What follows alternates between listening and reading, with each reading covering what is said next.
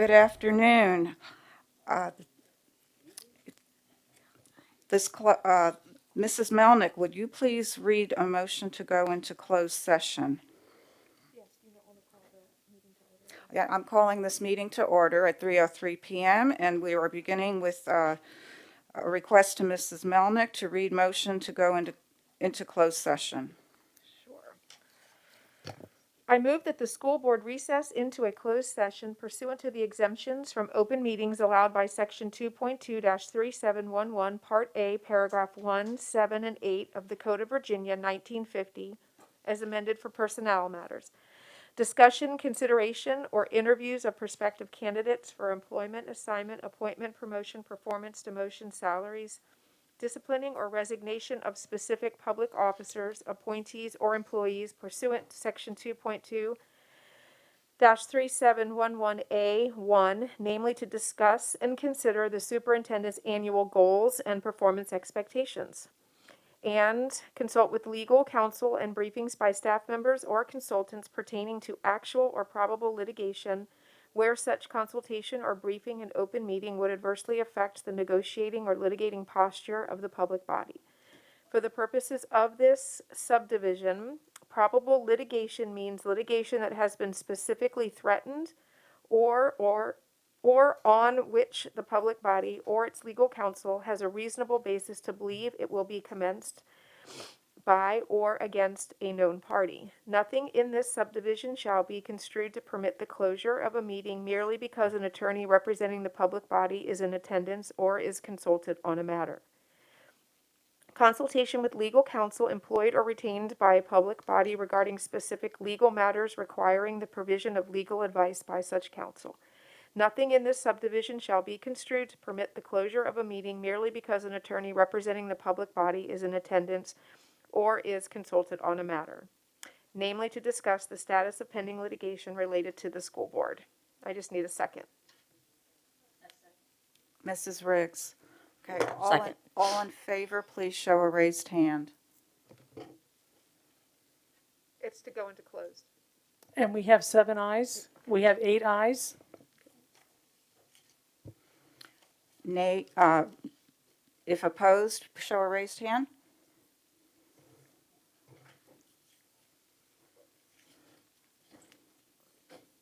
And we have no nays. Okay, so now we now have the votes to go into close. We need a moment for transition into closed session.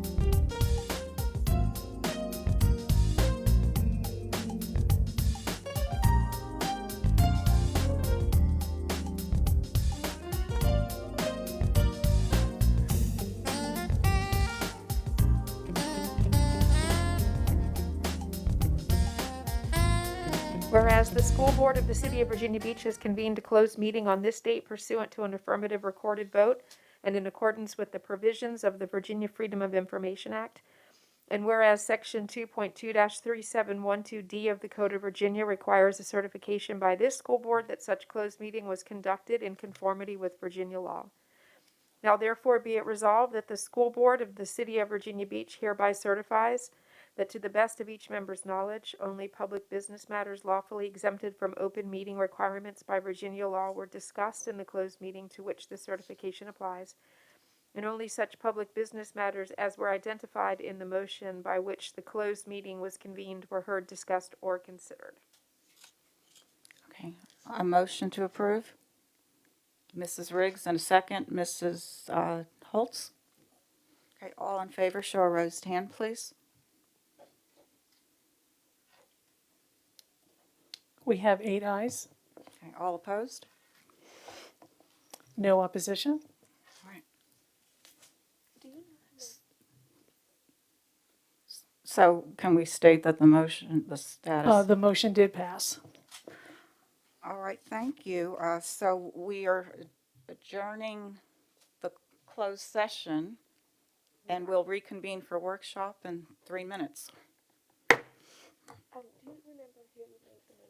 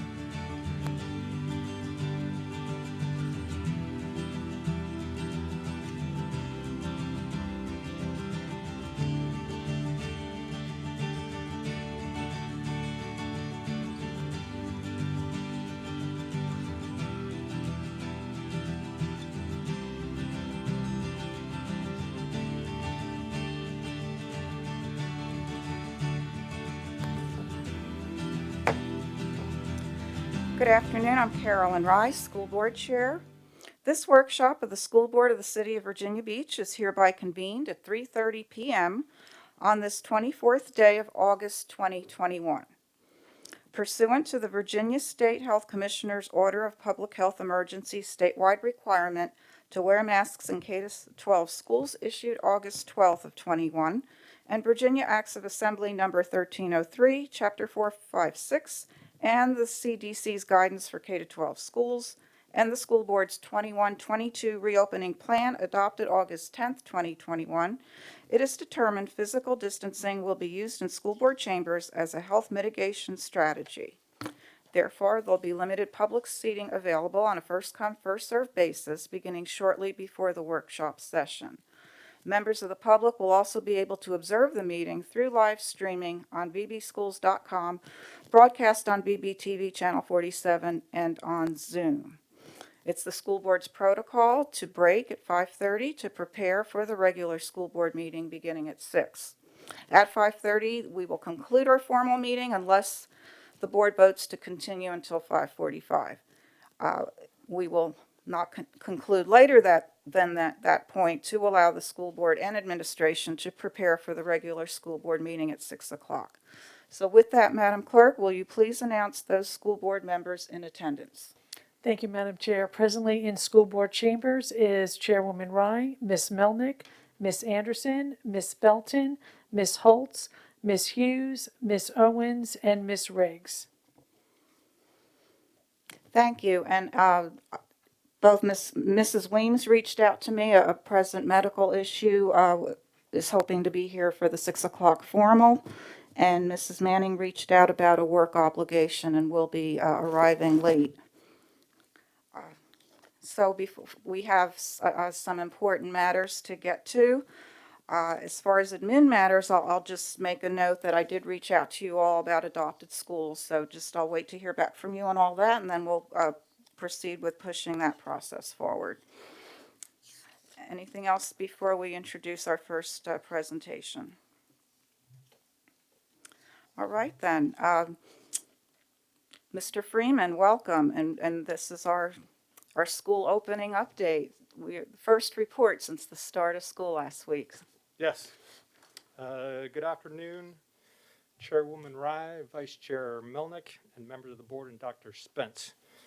And as you have said, we are incredibly happy and excited to have over 66,000 of our students back to learning. We're also supporting a host of athletics and extracurricular activities. It is a welcome and significant increase in the activity in our schools, and we are excited for the positive outcomes that this will bring. We are still responding with a pandemic, so obviously this comes with some challenges that we continue to work through. You've all seen this slide several times now, and I want to start by sharing that we are monitoring how we are planning to minimize impact on COVID-19. We are monitoring community metrics, community vaccination coverage, and our contact tracing metrics. This is a screenshot of the Virginia Department of Health website from yesterday, and it shows the level of community transmission. It's tough to read the detail in the screenshot, so some of the information has been included on the right. Virginia Beach is currently in the high category for transmission level with 277.8 new cases per 100,000 in the last 7 days and a 14.3% nucleic acid amplification test. It's listed here as a PCR test during the last 7 days. Let's zoom in on the new cases graph. This may help to give some perspective about the challenge related to the level of community transmission. Today, with over 50% of Virginia Beach population vaccinated, we had 277.8 new cases per 100,000 over the last 7 days. During this same time last year, with a completely unvaccinated population, we had 52.9. This year, 277. Last year, 52. Similar situation with percent positivity, 14.3 this year compared to 5.2 last year. This is substantially more community transmission this year than to start the year. And last year, our COVID mitigation strategy resulted in very low transmission within schools, and that is our continued goal. We're also monitoring vaccination rates. This is also from the VDH website. and it shows that over 42% of our 12 to 15-year-old population in Virginia Beach has been fully vaccinated, and over 52% have received at least one dose. For our 16 to 17-year-old population, over 56% fully vaccinated, and 65% with at least one dose. We are also monitoring our internal contact tracing numbers. As of yesterday, we're tracking 183 positive cases in the last 7 days. 127 of them were not in schools, so there was no risk of exposure in schools. I realized last week was only 2 weeks, so as we move forward, we'll have more opportunity for those cases to have occurred in schools or have been brought into schools, I should say. That 2 days, you meant to, 2 days last week, Thursday and Friday. With those 183 cases came 143 close contacts. Of those close contacts, 77 students and 1 staff member were required to quarantine. 20 students and 45 staff members were exempt from quarantine, and this is because they were vaccinated and asymptomatic. Given the level of community transmission, timely contact tracing will be extremely challenging. Remember the difference in numbers that we talked about this year compared to last year. We're working closely with the Virginia Beach Department of Public Health to improve our process and work together as efficiently as possible. And we now have a room and plaza annex where Virginia Beach Department of Public Health and Virginia Beach City Public Schools can work more effectively and easily together. Both Virginia Beach City Public Schools and Virginia Beach Department of Public Health are working to hire contact tracers to handle the volume of work.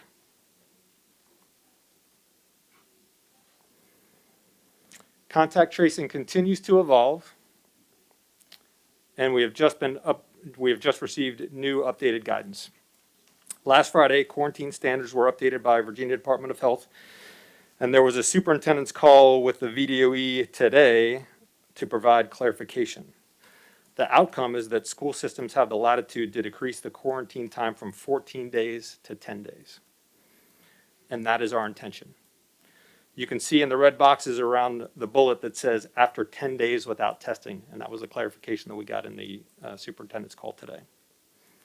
Also discussed during the call was testing, and we continue to explore testing options for Virginia Beach City Public Schools. We're exploring those possibilities to equitably include testing as a means of shortening quarantine times.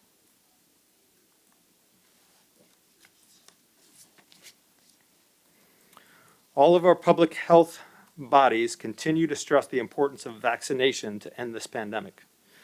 Virginia Beach Department of Public Health has been a tremendous partner, and we continue to host clinics where their teams provide vaccinations to our students, families, and staff. These are the next rounds of clinics that will be offered, and they begin next Monday. Any Virginia Beach City Public School student and their family members and staff may attend any of these clinics. This information was shared during our recent family communication, and schools will be sharing this opportunity with their communities as well. You will see that these are secondary sites because these populations are the ones that are currently eligible to receive the vaccine. Authorization to receive the vaccine for the 5 to 11-year-old population is still in work and may be available as soon as October. We already have a plan in place to host vaccination clinics at our elementary schools when that authorization is received. Let's shift gears a little bit to talk about the start of the year for transportation. As we've been sharing with you, there is a national shortage of school bus drivers. In Virginia Beach, we are starting the year with 128 fewer school bus drivers than we had in 2019. We continue to try and hire more drivers, and we currently have 19 in the pipeline. Despite our efforts to collect accurate information to enable smooth and efficient routing to begin this year, we have received over 2,000 new requests. That includes 350 requests to change a drop-off or pickup at daycare. It includes 350 special education transportation requests, and includes dual custody requests where families request their child to be transported to and from different bus stops depending upon the custody agreement. We ask for everyone's patience while we work through these. Our transportation team is working incredibly hard, but 2,000 is a lot of requests to work through in such a short period of time. It will take a couple of weeks to work through the list, and we are prioritizing those students who currently do not have transportation over the other requests. So to provide some perspective, 60% of our buses are currently less than 20 minutes late. 30% of our buses are 20 to 40 minutes late. This is not surprising given all of the challenges, but we are working to improve it. We have seen an increase in the use of Edulog Parent Portal bus tracking application that enables families to get more real-time update on their status of their student's school bus. We also ask parents to help support by transporting their students to and from school when possible. They listened, which is wonderful.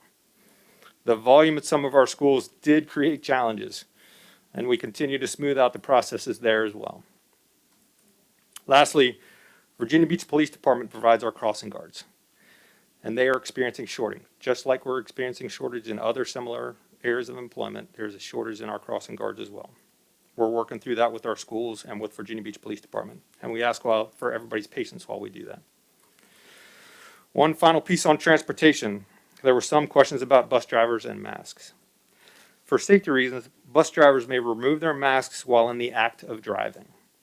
The intent is that their vision is not impaired by fogged glasses, which is a safety hazard. This safety practice was in place all of last year, and we're continuing that practice for this year. We did reach out to the Virginia Department of Education and Transportation experts, and they support our safety practice. 2 more slides before I turn it over to Dr. Rogers. First, we are implementing COVID safety assessment teams again this year with some adjustments to the structure from last year. We have 2 teams of 3 retired principals. Our checklist this year is focused on masking, distancing, and seating charts. The areas that they will focus on are classrooms, cafeterias, gymnasiums, and school buses. And they will begin the week of September 27th.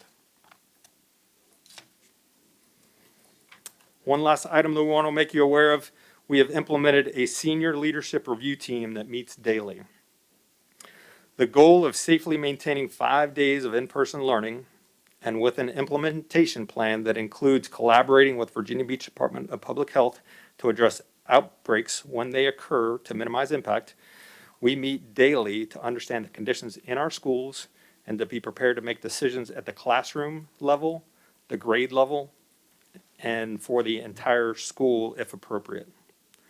Dr. Saltner will address this planning during his portion of the brief, but this is the meeting where we evaluate the effect of positive cases in our schools. We have a significant portion of our senior staff and the Virginia Beach Department of Public Health leadership participating.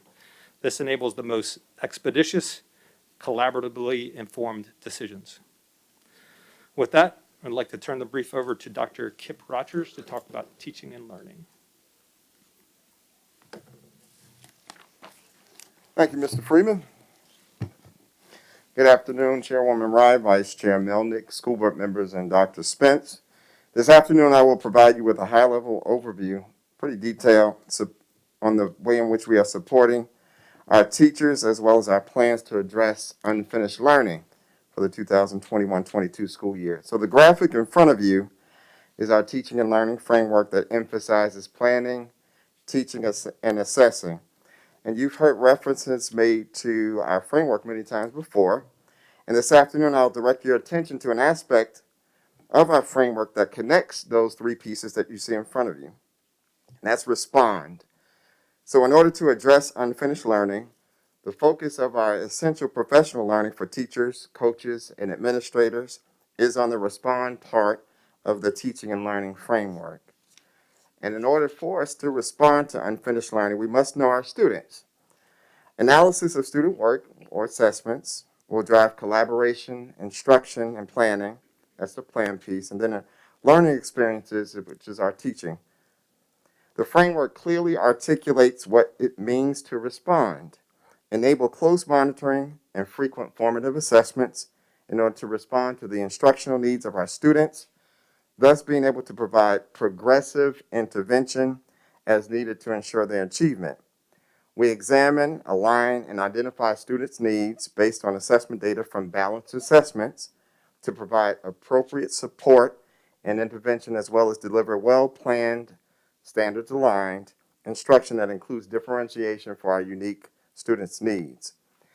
A variety of instructional opportunities are provided through whole group as well as small group instruction in all of our subjects, and teachers are provided with extremely organized planning resources to understand and respond to unfinished learning while ensuring that our students are exposed to and working towards grade level objectives. And I just want to pause to tell the Department of Teaching and Learning team that they've done an outstanding job in terms of providing resources to support our teachers to make sure that we are addressing unfinished learning. So I want to direct your attention to the assessment piece of what we're focusing on this year. What you see in front of you is a small snippet of our comprehensive local assessment plan. And while our teachers began to take anecdotal notes on students on the first day of school at the elementary level, our local assessments will not take place until later this month. The slide in front of you shows just a snippet from our comprehensive assessment plan. And in addition to the local assessments that are specified on that slide, we'll continue to use balanced assessments to ensure a thorough understanding of where our students are.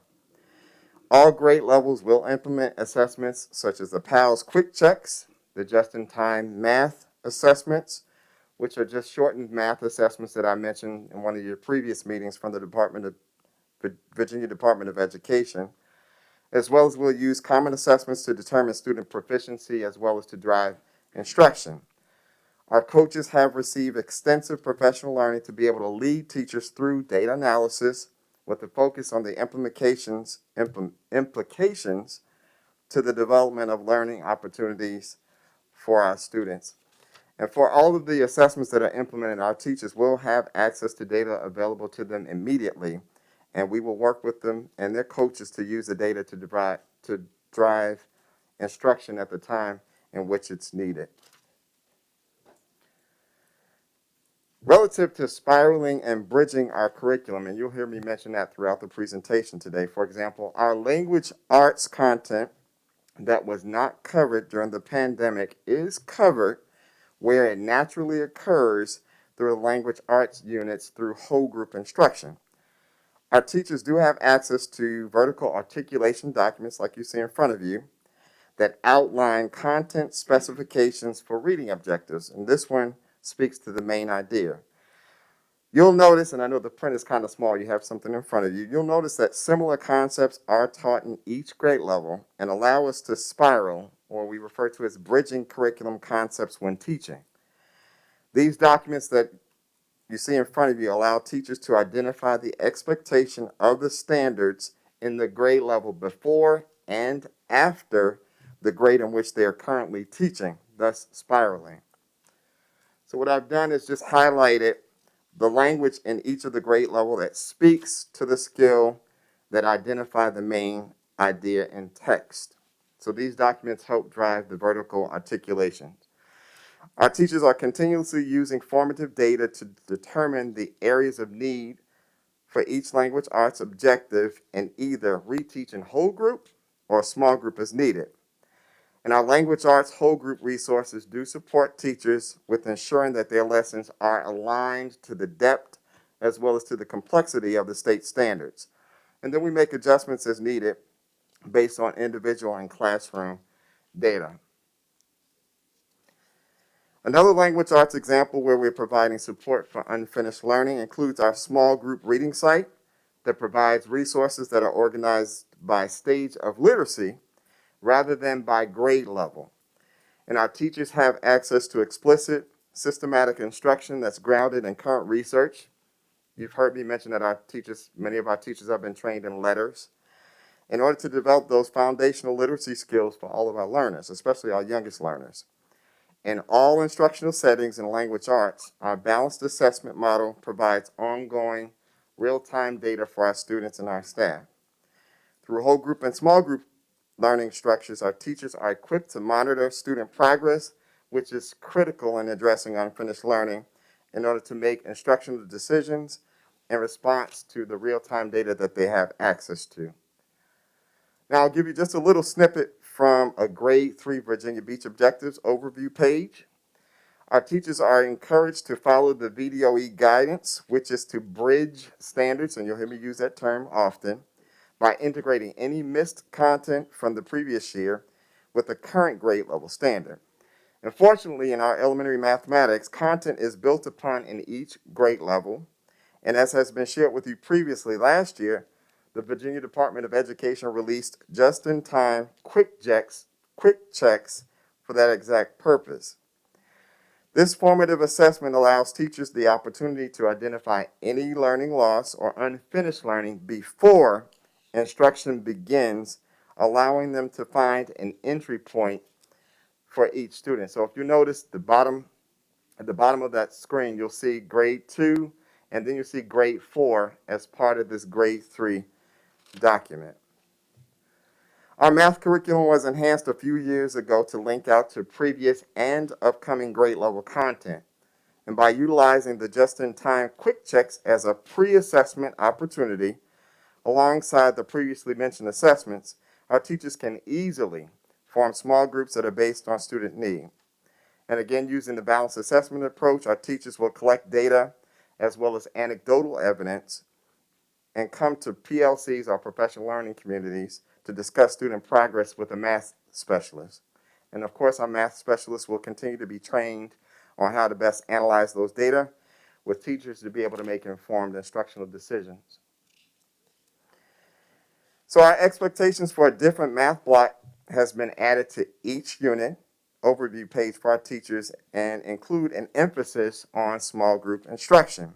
And the table in front of you highlights high quality instructional strategies. And you'll see at the very top, I spoke to you previously about the SHORE resource that we have access to, and that's our students and high yield opening routines and exercises. And those short exercises are designed to get students to think and have discussions about math. And I've shared that with you in a previous meeting. In addition to the examples that are embedded in our curriculum, the Integrated Systems of Support site has been developed to support instruction for all of our students. Teachers may access this site, of course, with the support of a coach in order to find more formative assessment opportunities for their students, as well as more intensive intervention as well as acceleration supports for students that are not responding to effective Tier 1 instruction the first time it's been administered. And certainly not to forget about our science and social studies. Commensurate with reading and math, our teachers will cover science and social studies content as it naturally occurs within the curriculum at that grade level. And we will certainly spiral teach those concepts as well. The focus will be on emphasizing science and engineering practices that emphasize processes and deep understanding through design and by conducting investigation. Our team has also provided layered support to assist our teachers in allowing students multiple opportunities to experience, and we call it doing science. Of course, with an emphasis on the instructional practice of allowing students to explore science and social studies before it is explained. And I want to share a brief example of what students may experience with the Explore Before Explain strategy in science as well as in social studies. So what you see before you is an example of what the Explore Before Explain strategy may look like. And it's being emphasized in both science and social studies throughout the 2021-22 school year. The name and purpose and use of weather tools are concepts that are featured in both the second and the fourth grade science in the first quarter of instruction. So the alignment of the standards are located in the red circles so you can see that. A remedial approach to this for students would not give students credit for any prior knowledge in a traditional setting, and we might have students create flashcards with images as well as a definition in order for them to learn weather tools that are mentioned, as well as include information on the purpose of their use. Now, while that strategy may hold some merit, it exists in isolation many times from the rationale for measuring the weather, and even more importantly, sharing why that data is even important. So in order to address unfinished learning, our emphasis instead has been to steer teachers toward inquiry and cultivating students' prior knowledge. So in this case, providing a problem-based scenario like the one shown on the screen here, will allow students to consider not only the weather, but how to think critically about measurement, the tools that are needed to measure in various contexts, measurements the students may have seen reported in weather forecasts in the past, as well as being able to cultivate their creativity to potentially create a tool that provides a solution for that weather. And by inviting inquiry, background knowledge, as well as their experiences, we've not only invited students to participate and include themselves in the relevance of the learning that's about to take place, but we've also been able to informally evaluate what students may already know before they come to us. And as a result, teachers then have the ability to identify the foundational understandings in need of greater development. That's the ongoing formative assessment that we'll take advantage of. So it's our assertion that this instructional sequence can be utilized in a variety of ways and emphasizes students moving away from passive listening toward exploring, communicating, questioning, and creating, and that this approach will best allow us to accelerate our student learning in science and social studies this school year. Now, with secondary, the manner in which we are providing support to address unfinished learning is similar to what's being provided for elementary. You'll also remember our robust summer programming like Summer Boost and our summer reading intervention programs to provide students with a jump start for the school year. The emphasis at the secondary level is also on spiraling and versus reteaching. Spiral reviews have been created for all of our middle school math courses to ensure adequate coverage of objectives as well as the intention of teachers by adding new questions as determined by their data. Our English standards also spiral from year to year, and you saw an example of that with the elementary example. By leveraging pre-assessment data, our teachers can best meet the needs of students where they are through reteaching and implementing deliberate and spaced practices through spiraling content. We've also planned a comprehensive tutoring program that's in alignment with our tiered interventions of support. And I'll now turn the presentation over to Dr. Soltner to continue. Thank you, Dr. Rogers. Chairwoman Rye, Vice Chair Melnick, Dr. Spence. 100% of our schools opened to in-person learning. It was the first time since March 2020 that every VBCPS school and center fully opened to all of our students on the first day, September 9.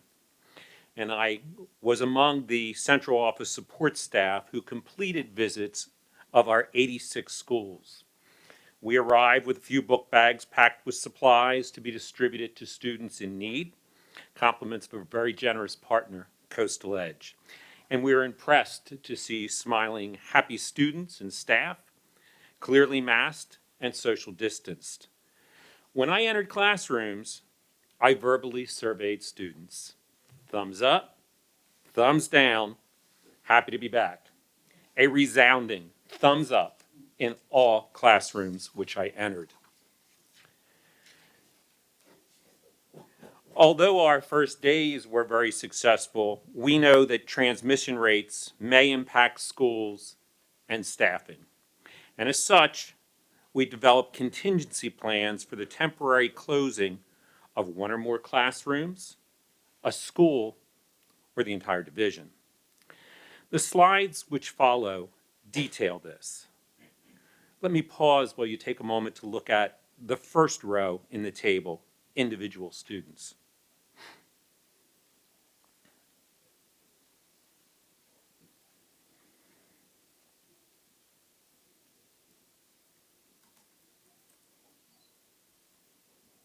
Where an individual student must be out for quarantine or for isolation, the student will access work asynchronously through Schoology or other electronic communication, and teachers will be available to students through the learning management system, generally Schoology, or electronic communication, and know that tutors are also available to our students. Row 2, individual teachers.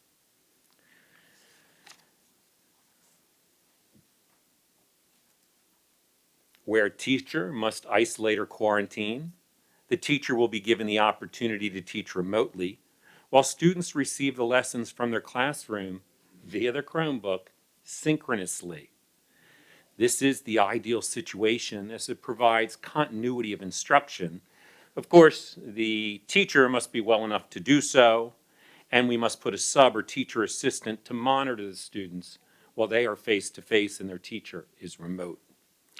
If the teacher is unable for health reasons to teach remotely, the traditional model of a substitute delivering instruction would be implemented. Let me pause and give you a few seconds to read what we'll do with individual class or classes.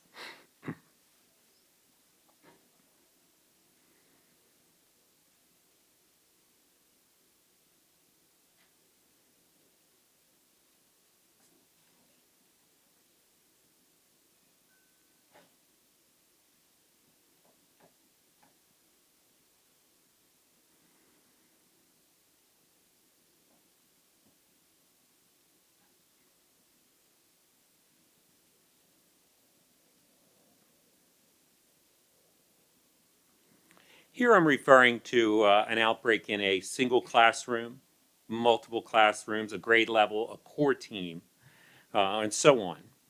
And if the class must be temporarily closed, we'll be equally prepared.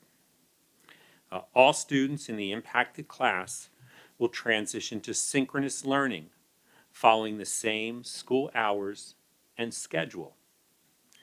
At the secondary level, students will need to access their work for other classes asynchronously through Schoology or other electronic communications. The first day, when we transition, we would make an asynchronous day to allow for teacher planning and parent planning for having their child home. The next model is that of an entire closure of the school. Again, I'll pause as you read what's in the rows.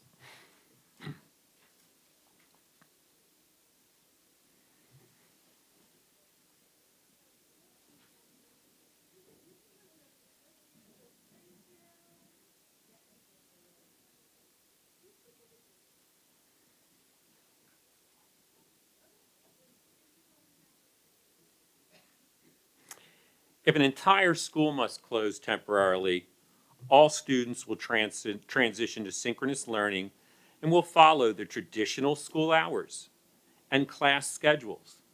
And our elementary students will also receive a 5-day per week synchronous learning schedule that operates within the regular bell schedule or regular school day of their A or B elementary.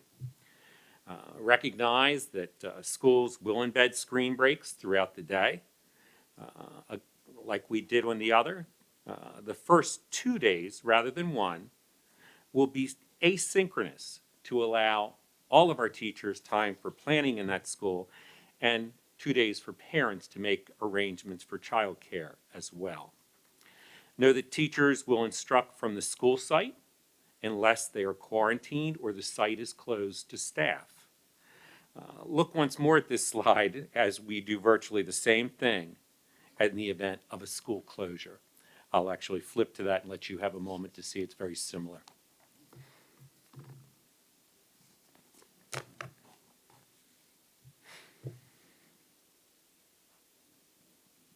Like the closure of a school, after 2 transition days of asynchronous learning, all students will transition to synchronous learning following the regular school hours for consistency and schedules. Of course, this plan that I've presented to you today is based on our current understandings. Changes based on the reality of each closure would be made as prudent. What I am saying is this is a plan that will guide us, but we'll look at each situation.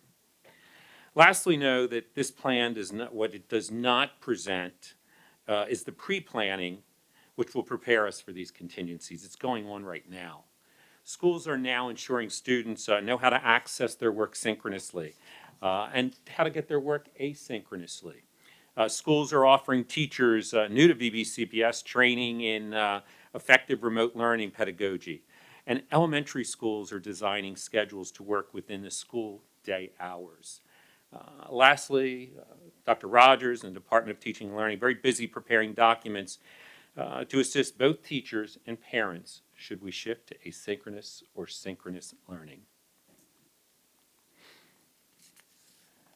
I'll shift gears and get into our extracurriculars and talk about our successes. The good news is we opened the 21-22 school year with a full offering of athletics and activities. In fact, for middle school sports and activities, it's the first time they're back since March 2020. And the majority of our athletes have been able to participate without interruption, and we have spectators in attendance with limitations only on indoor volleyball. While we've seen positive cases with athletes and coaches, there have been no known cases of transmission through athletic participation. A real positive for the schools, and I can't emphasize it enough, it's our vaccinated athletes. When a vaccinated athlete is identified as a close contact, if they are asymptomatic, they have no need to quarantine, and our teams have been very glad to have that opportunity. I do want to place this quarantining in perspective. At the high school level, we have right now 1,803 participants, and only 158 or 8.7% have been quarantined at some point. And with middle school, less than 1% of our 1,020 participants have been quarantined. Challenges, they are there. I'd be remiss if I did not acknowledge, again, that we have some athletic events canceled due to COVID quarantines. High school canceled 4 varsity football games, 1 JV football game and a scrimmage, and 1 varsity field hockey game. Middle school canceled 2 football games, and I would argue with knowledge of both of these that it was due at the middle level not to a large number of players being quarantined, but instead to very low participation numbers on these small school football teams, that when you lose a few players to a positive test or to quarantine, you are depleting the roster for your team. And I would say that's the case at our 2 middle school events. I want to close with the student enrollment and tell you I'll move quickly through this because it will change on our 5th day. What you're looking at is the enrollment on our first day of school. Know that if I were to give you today's enrollment, it would not be any more of an accurate reflection than the data you have before you. We do not pull out our no-show students. Students who have not shown up to school remain on our rolls for 5 days. And in addition, to strike a balance with that, we will also have a number of students who enrolled and are still enrolling that did not report for the first day of school. As you recall, more than 98% of our students are face-to-face for instruction. I'm going to allow Mr. Freeman to return, and then we will all be available to answer questions for you. Thank you.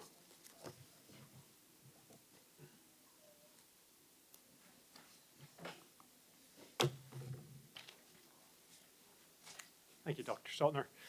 So as we continue to talk about, we know the importance of communicating our plan and communicating what we're doing. So we wanted to give you one additional layer of how we're communicating, this time with our employees. We know that we've had a lot of discussion about how we're supporting our employees and the communication there. And so you can see on the left is a screenshot of an internal website that we have that our employees can access, and they can get things like division paid leave for COVID-19 information and preparedness for employees, procedures for employees as part of the COVID-19 processes. And on the right there, you can see examples of screenshots they get to. There's a wealth of information that can't be all included easily in a slide, but a lot of information that's able to be accessed directly by employees to be able to help support them. So that's the communication piece, and that is all we have for our update today, and we are ready to answer any questions you may have. Yeah, excuse me, Mr. Freeman, there was one slide here that got missed, the second to the last one. This one? Did we cover that? That was the one that I was briefly on. I apologize, That's okay, okay. that set up this slide. All right, a wealth of information. So we'll see who wants to start our questions or discussion. Give my colleagues a moment.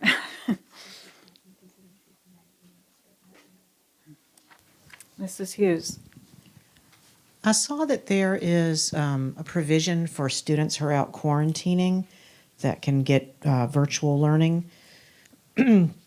However, I had a parent reach out to me. Her student's out right now due to having a pretty substantial surgery, and she is trying to get the same accommodation. Are we doing this for people who are out for other health reasons as well? We are not offering synchronous learning for individual students when they are out. And that's how you began your question, I believe. Is that correct? Yes. We are not offering that for individual students. So if an individual student is out for quarantine, they would get this, but not for No, ma'am. They will Another get serious health issue? asynchronous lessons. Okay. The teachers will provide their lessons to them through their learning management platform. Teacher is available to communicate with them electronically, and tutors are available to them.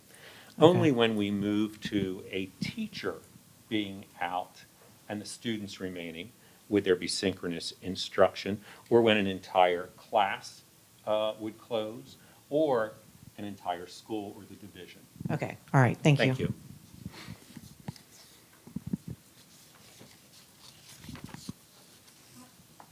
Mrs. Anderson. So at the very end, Mr. Freeman, you mentioned about teachers who would be covered if they contracted COVID. The very last part of what you said or teachers could access on one of these sites at the end, how they could be. The leave policy, Mrs. Yeah. Anderson? Has that changed? Because Has few the leave weeks ago- policy changed? pardon. Are you asking about the specific leave policy? Yes, for if they have COVID or if they've been exposed at school, are they having to, has that changed? Are they having to use their own leave? Yes, ma'am. I'm going to turn that one over to Human Resources. We or can, do you want- yeah, no, we can address it quickly. We have implemented a COVID-related leave policy where employees can get COVID-related leave from the division should they contract COVID in the school setting. And that information is available to our employees on the employee communication site, and that information has been shared with our principals and our employees. And that's what he was referring to. Okay. Correct. Thank you. Yes, ma'am.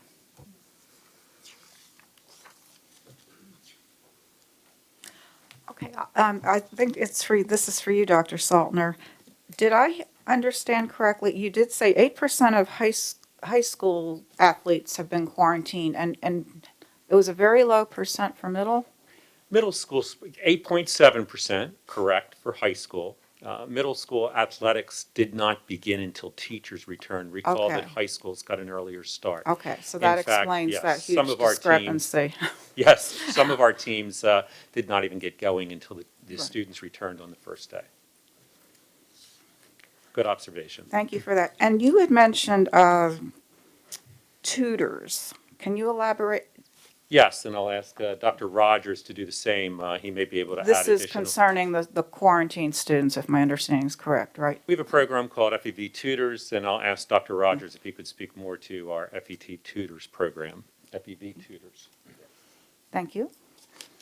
Yes, we have quite a comprehensive tutoring program that's spearheaded by Dr. Monica Robinson. She's developing that for us, but students have access to FEV Tutor, which is a virtual tutoring platform where a student has an option or an opportunity to interact with a live tutor via an online platform very similar to Zoom.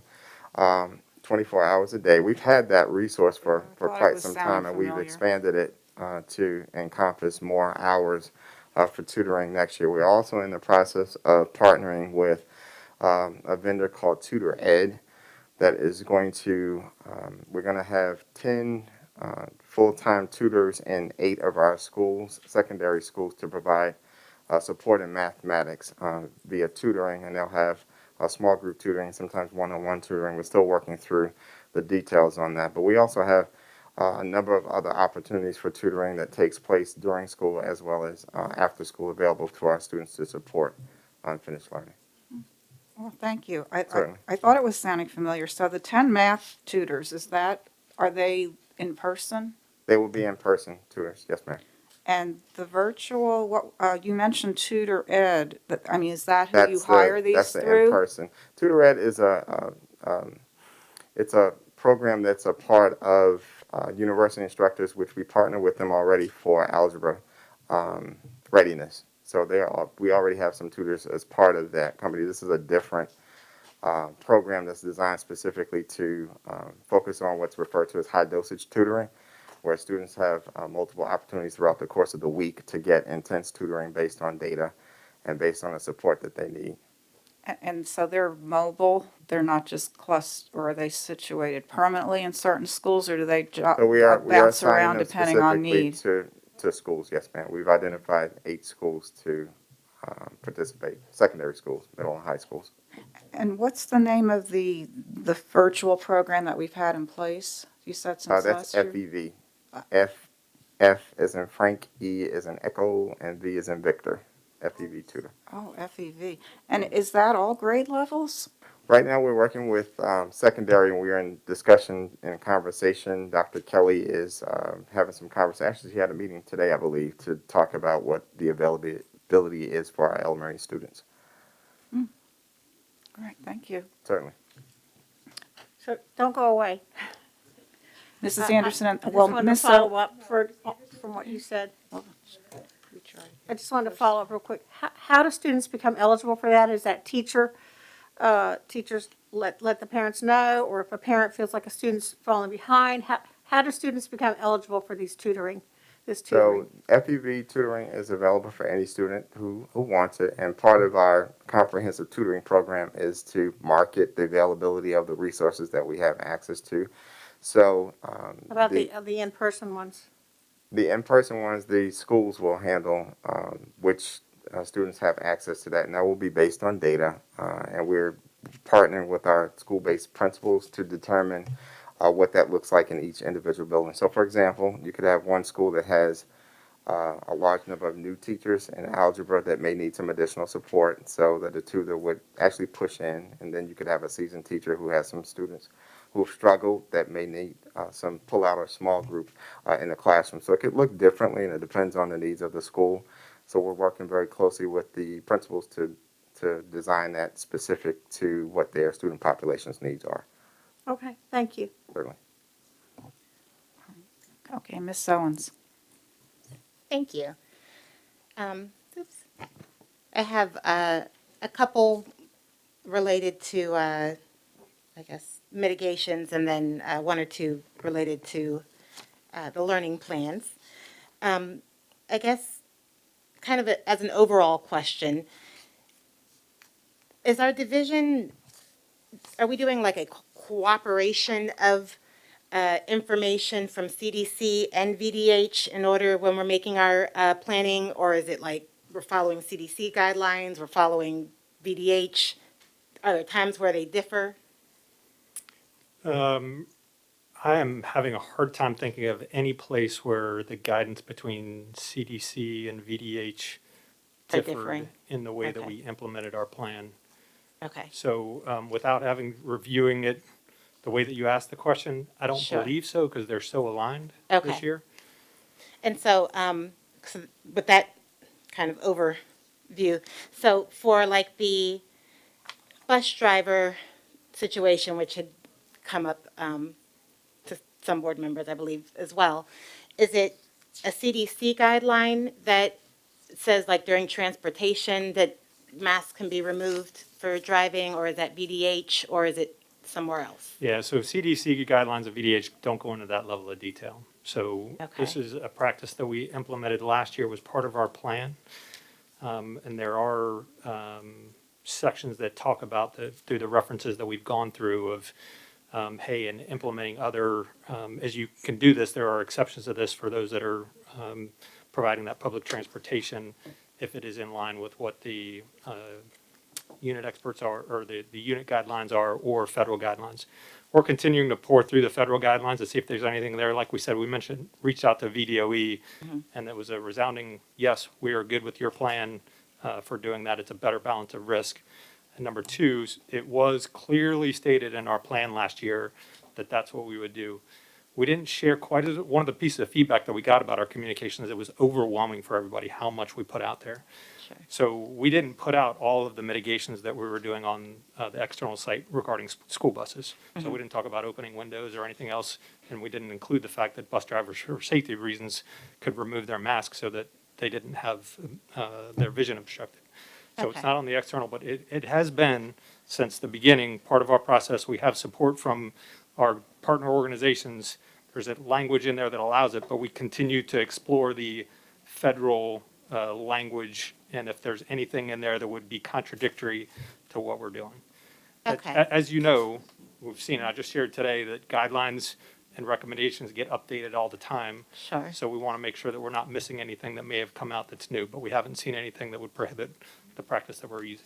Okay, that's helpful. I know that questions, were addressed to me, and I refer them back, obviously, to admin, because I don't know if, like, HRT, if other public transportation organizations are doing the same thing, or if they're holding a different standard, and if we're doing different standards, is it because we are getting that okay from a different place that they are or are not receiving theirs? And that's a fair question, because our other organizations functioning similarly.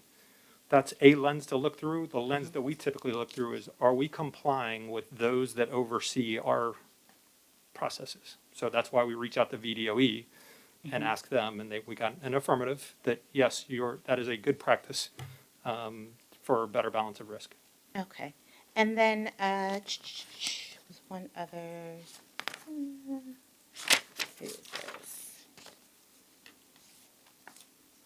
Okay.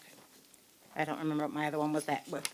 But I do have one for, just with the learning plan. I appreciate the detail and the spiraling and all of the things that we are attempting to do to really do what we can to catch students up where we can. I think realistically, as a community, we have to understand that we're going to do the best that we can, but you also, reported that 90% of our buses are still coming in late, so we have lesson time in the building.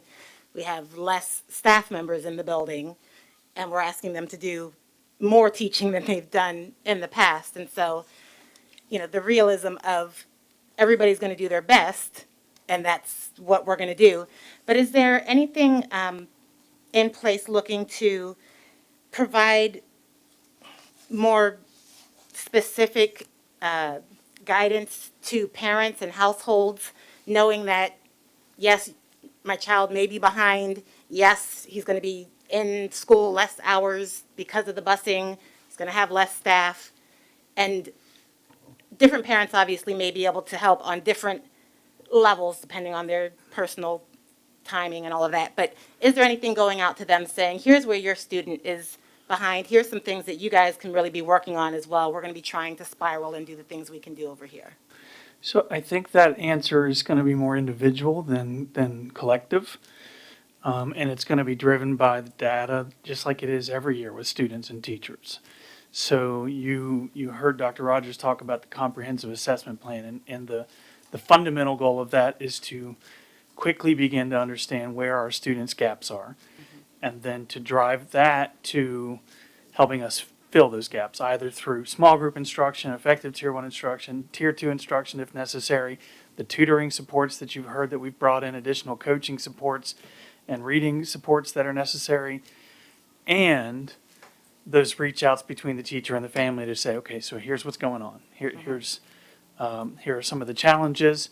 Here are some of the things that we think we need to do. Here are some suggestions for what you can do at home to follow up. And I think that's the primary mode for communicating with a family about a specific challenge that their child might have.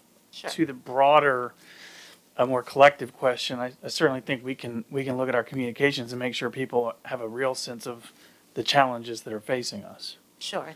And in the elementary schools specifically, I think making sure that Chromebooks are going back and forth between school and home. I've kind of been concerned that if and or when a quarantine situation occurs, if the Chromebook isn't being sent home on a regular basis, then all of that beautiful planned out work about asynchronous and synchronous and where we're going to fall isn't going to mean anything because the Chromebook is at school and we're going to only be able to send an exposed person to go pick it up.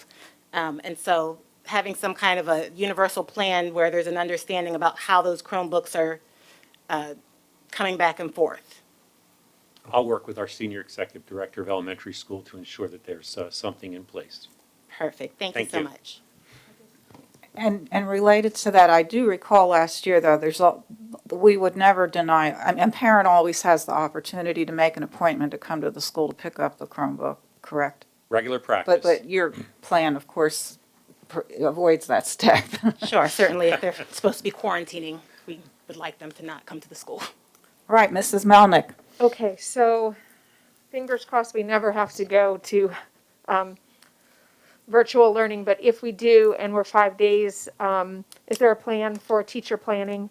All you have to do is take a look at what we just, what we looked at, and collaboration is just so important in the planning for each grade level. So is there, Our teachers have built into their schedules daily planning. okay, This is not their first time going into this environment. We have made the guarantee that we will have 5 days of instruction this year for our students. I understand that, And yeah. as such, our teachers will have the planning time that was afforded them during the regular school year. Perfect, thank you. Anybody else? Dr. Spence, you have anything to add?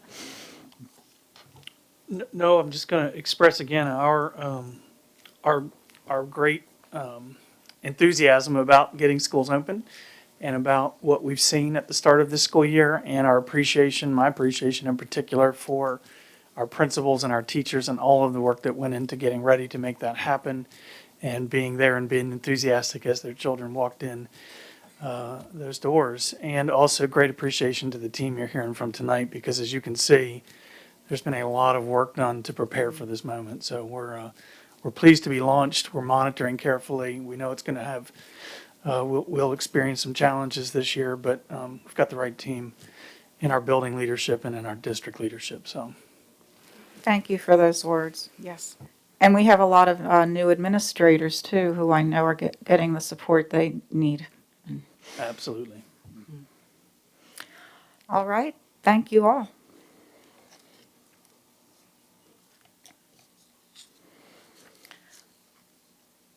So that brings us now to welcome Mrs. Linetti, our school board legal counsel, on the status of the annual cooperative agreement for legal services. Good afternoon, Madam Chair, Vice Chair, school board members, and Dr. Spence. I'm Cami Linetti, School Board Legal Counsel. I asked Mrs. Rye if I would have the opportunity to address you about the status of the cooperative agreement for legal services. As you know, we pass it every year in June, and you did pass that particular agreement. It was sent over to the City Council for approval. It did not go through at that time, and I was informed in June that they were looking at perhaps not going forward with the agreement. I did mention this to the chair at the time. I thought it was going to come up in July or August. It did not. It is actually today on the City Council's retreat. So I did ask Mrs. Rye if I could bring this to your attention. I've been working with the chair and the vice chair for a couple months to let them know what's going on. The agreement, if you remember, has been in place. The formal cooperative agreement for legal services is in place since 1997. It came after the grand jury indictment. You formally brought a city attorney in-house to serve as your in-house legal counsel. Prior to that time, when you had an appointed school board, the charter of the City of Virginia Beach says that the city attorney will function as legal counsel for the school board. I don't know that you actually had someone in-house that time, but I do know that the city attorney's office has provided some form of legal services to you back as far as the 1970s. I've seen opinions back that time period. I do know sometimes you had in-house counsel that functioned in a policy or legislative role for you, but I know that formally you have had a city attorney in-house since 1997, and that's how the cooperative services agreement rose at this point. Again, it kind of rose out of the fact that the city attorney had been providing legal services for the school board and the city council at that time. The cooperative services agreement allows the city council or the school board to terminate the agreement if, at any time if they determine it's appropriate. There's a certain amount of time period that's built into that. This has come up several times in the 20-some years that I've been here, and most times it's decided not to go forward with this, but it does appear at this time that the city council is looking at this seriously. So I've mentioned to the chair and the vice chair that you need to prepare to respond to this. Again, if they terminate the agreement, there is a time period built into the agreement. However, I feel it's important that the school board assess what your services, what your needed services are for legal services from the city attorney's office or another council, and I do believe that's requiring time. So I've talked to the chair and the vice chair, and I feel at this time you need to find a method by which you're going to start assessing how you do this and to respond to city council about how much time you would need if the city council decides to terminate this agreement. There are a number of things that are going to have to be done. I don't necessarily want to, I can go over them with you tonight, but my suggestion at this point would be that the school board determine how you want to go about looking at legal services. I have prepared some of the information. I've worked with the chair and the vice chair. I can give you some background on that. I think it's important for you to understand the amount of time that it might take you to do whatever it is you're planning on doing. There are a number of options I'll be happy to talk to you about, but my goal for tonight is to let you know that this matter is going before the city council. I do have a copy of the PowerPoint that is being presented to the city council if you'd like to see that. I'm happy to answer questions, but what I'd like to do now is talk to you about how do you want to go forward? What does the school board want to do as far as doing this? I don't know if this is a matter that is appropriate for the entire school board to study or for you to suggest that it go to a certain amount of school board members to come back with a response to it. Again, I worked out a lot of the information. I do know the financial issues. I do know the things that you're going to have to do if you're going to do a different model of legal services. But my suggestion at this point is you discuss among yourselves if there's a committee that should handle this or how you want to go forward with this so we can start getting you the information you need. Can you just elaborate very briefly for everyone's benefit what the potential models would be? Absolutely. Right now, I think the city council was looking at how they think it happened. It begins, if they separate it, it's your decision. They don't have the right to tell you how you would do your legal services. Their suggestion would be that you break off what we call the public education section and that they become in-house counsel for you. Right now, pursuant to the agreement, you have 3 full-time attorneys that are embedded here at the school division. Our full-time responsibilities are to the school division and the school board. There is 1 paralegal and 1 receptionist, and there's a certain amount of services, approximately 850 hours that can be drawn for the other 20-some attorneys that are in the city attorney's office.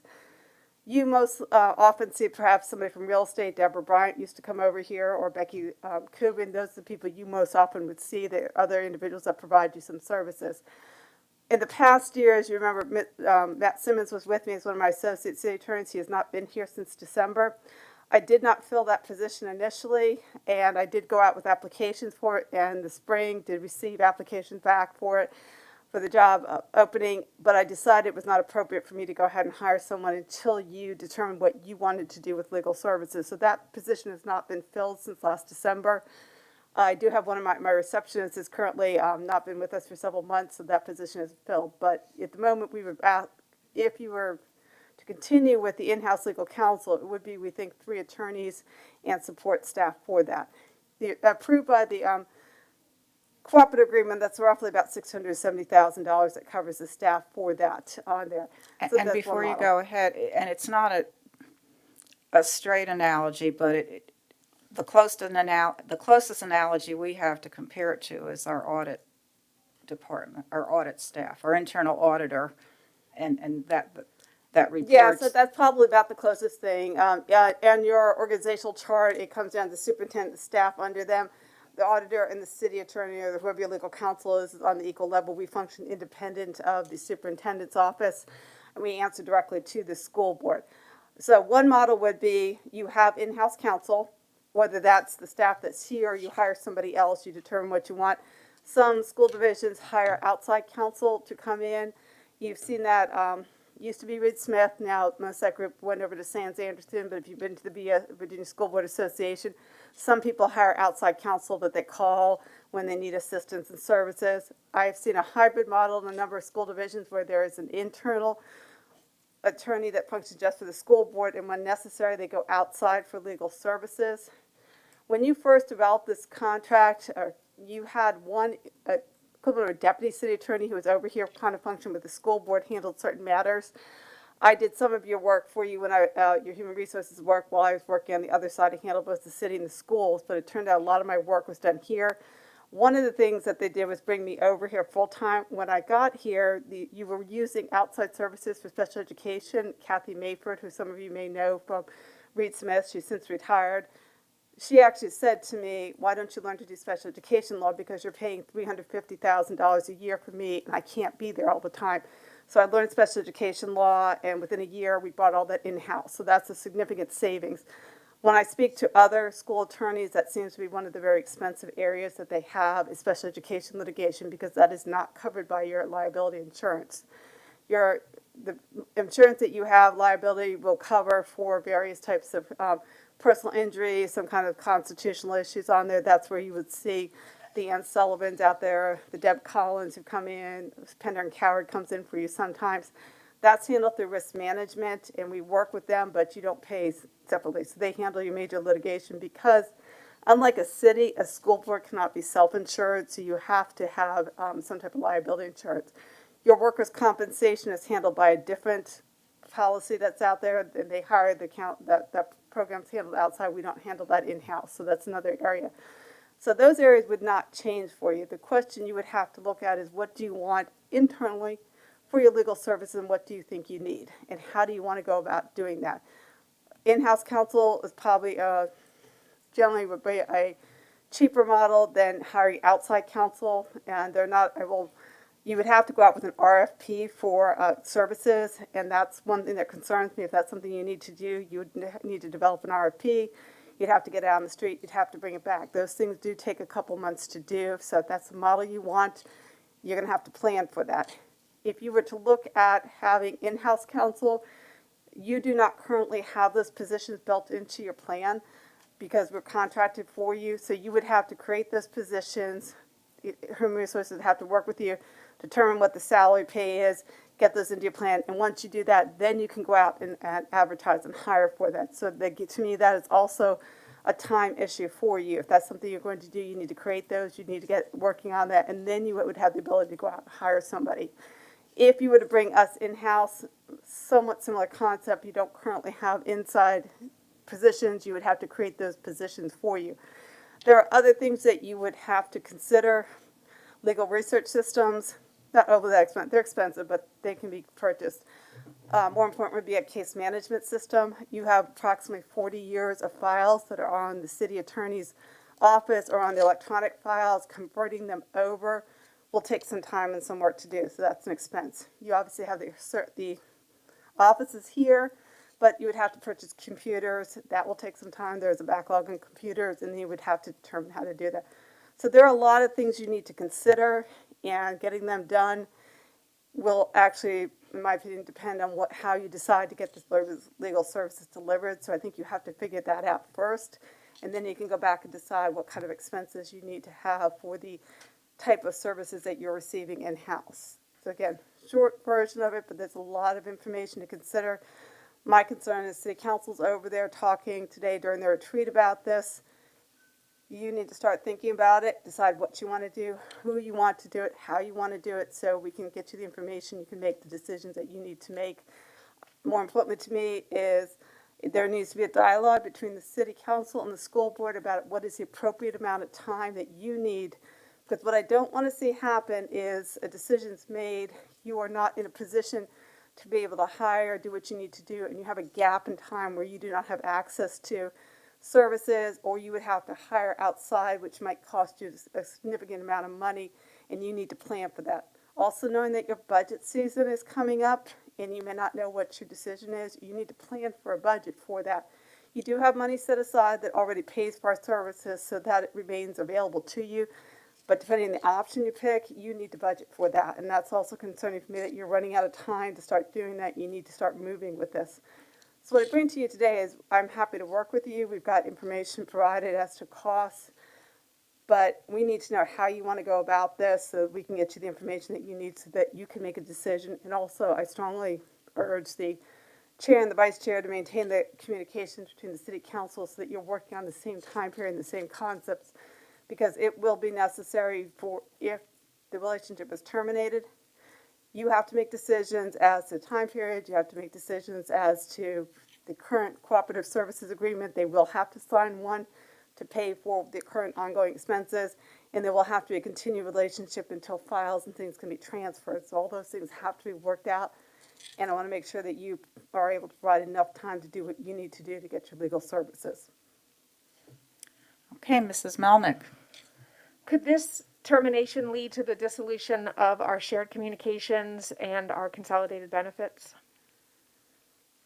This right now would terminate the city attorney's relationship with providing services to you. They could keep providing services to city organizations, but you, as the entity that runs the combined benefits office, might have to decide whether you want to want someone else providing information to you. My suggestion would be, if you're a separate entity, you need to have your own counsel backing you up, because at that point, I believe it's Margie Smith, who's over there, who's one of our senior attorneys, is providing counsel, but she would be representing only the city at that time. So this perhaps could be much larger than just the cooperative legal services agreement. This could be much larger. I just need to understand that, because I don't know that it automatically terminates the relationship that you have with the city, but you would have to, those would be things we would have to work out in agreements.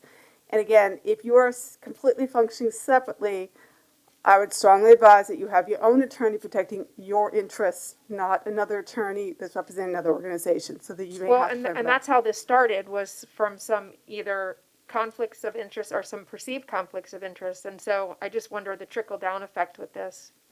And then we're looking at our own healthcare, we're looking at our own everything else. I just need to understand that before we start looking and trying to figure this out. Again, those would be things you'd have to consider. Generally, in the situation we're in, where we represent both parties, we always calling balls and strikes. We try to be fair with both parties. That's written into the agreement. But if you are completely separated from legal services, I would not recommend any entity to rely on somebody else's attorney to assist you and protect you. Thank you. I see where this is going. Thanks. Ms. Owens. The way it's currently written, the cooperative legal agreement, is there a standard amount of time that is already in place for if city council were to decide not to approve the renewal of services, that it's whatever the Yes, set ma'am. amount The is? current draft is 90 days. Yes, and that's what I'm telling you, just when we talk through all the different things that have to happen, I think in 90 days is unrealistic for you to make all these decisions that you need to Very make. unrealistic. So that's why I strongly suggest getting involved now to decide. You should be able to, I think it would be fair to you to say to City Council, we've had this relationship in place for decades. We need an adequate amount of time to make appropriate decisions for us. And I'm not aware of current conflicts that would prevent this. The cooperative agreement does address if there was a current conflict where we absolutely had to separate, we would get you outside counsel. Right. I'm not aware of anything right now that prevents us from representing you, but I would strongly urge you to consider, what do you need as an entity, so that you can say to City Council, that's not realistic for us. Again, you've not had a different model. For decades and decades, you've had this model, so you don't have something to fall back on. You basically have to decide what you want to do and how you want to do it. And again, once you do that, if there are actions you as a board take, you know how much time it takes to get through your organization. If you have to procure things, procurement takes a little bit of while, it takes a little bit of time. And so, in my opinion, 90 days isn't enough time to do everything. And it would honestly, it depends on what it is you're looking to do. I can't tell you if you're gonna get into procurement, you are gonna be talking months, and 90 days will probably not be adequate for that. And if I could interject, Ms. Owens, yes, my last conversation with the mayor, I conveyed the need for more time and most especially with this new school year and in the midst of a pandemic still. And he certainly understood that and felt that that was reasonable. And so I expect that he would share that with his colleagues. But we'll stay on top of that. My input, for whatever it would be worth, would be that we have no less than 6 months, really preferably a 1 year, if that's what city council is going to vote, to allow us time to explore the options, to look at RFP, and yeah, we're in a pandemic, and to plan for our budget. You know, that's what I would ask that the board chair advocate for. Yes? Could I just weigh in on that Please. particularly the last piece, because that's what I was sitting here thinking about in my head. You're 6 months away from the adoption of your next year's budget. So, absent a decision from the city council yet, which you don't have, because they're taking it up at their retreat, the turnaround time would be very quick, I think, in order to make some budget decisions, because beyond the staffing side of it, and then beyond the what do you need to set aside for additional legal services that the staff that you might hire would, the attorneys that you might hire would not be able to provide, then there's also, I believe there's a substantial cost associated with the record keeping, because currently it's a joint record keeping system, and we would have to establish a new record keeping system, which I think the initial estimate couldn't get that word out, was over $100,000, correct? And so there are some significant budget implications for this that we would need direction from the board on how you'd like to proceed so we can build those into the budget. And again, you're 6 months away, really, almost a little bit over, but not by much, 6 months away from adopting a budget. So I think that communication with council is going to continue to be important, about that time frame that's going to be needed to accomplish this. And can I just okay.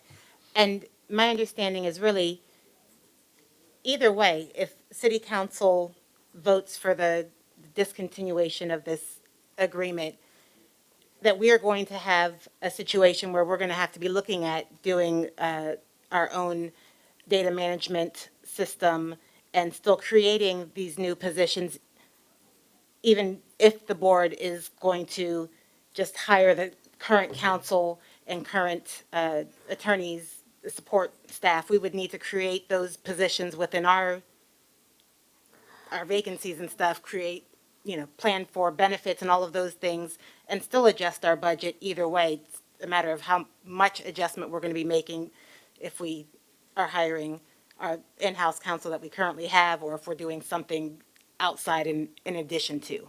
Is that? And part of my concern would be, if it was me coming in, I know the system.